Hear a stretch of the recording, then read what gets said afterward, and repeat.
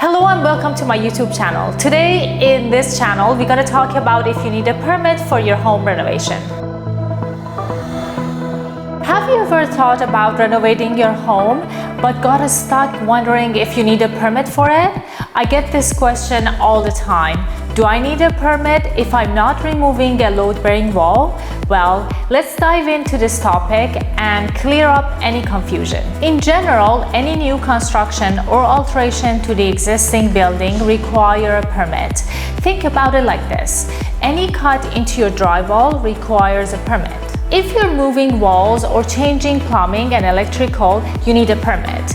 Any structural repair, altering a garage, shed, and deck requires a permit as well. You also need a permit if you're creating a Lego suite on your home. Small projects and repairs do not require a permit. For example, replacing fixtures, cabinets, or flooring. Painting, unclogging drains, replacing an existing electric-powered hot water tank, replacing receptacles and switches, installing gutters. These are the small things that you can do, and they don't require any permit. In reality, obtaining a permit for home renovation is crucial for various reasons. When it comes to home renovation, safety should be the homeowner's top priority. Let's say you hired a contractor. A permit will ensure the work that's being done meets all the requirements of safety and standard. For example, if you're removing a wall, a permit will ensure your safety and make sure the process has been done correctly.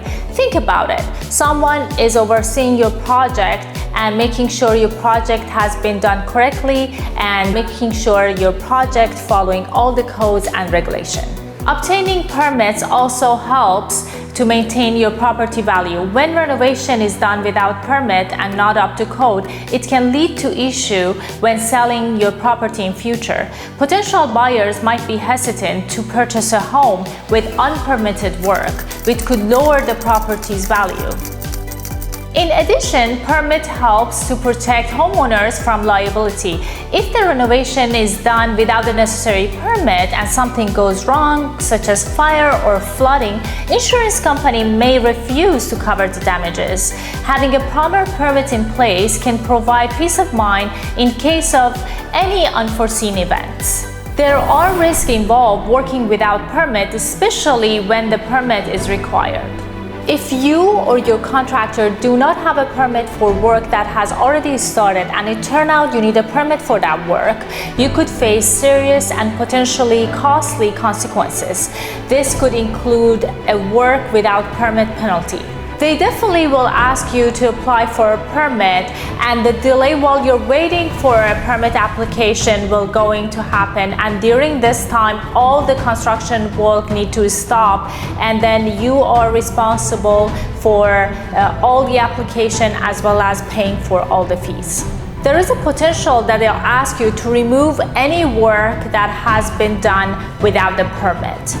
There is also potential that they ask you to do more work that you had originally planned and budgeted for, such as adding fire sprinkler or making energy upgrades. Also, in future, you might have some legal and financial issue when you're selling your property or filing an insurance claim. It's very important for you to know as a homeowner, you are responsible for paying these fees and penalties yourself, even if you hired a contractor who assured you that permit were not needed.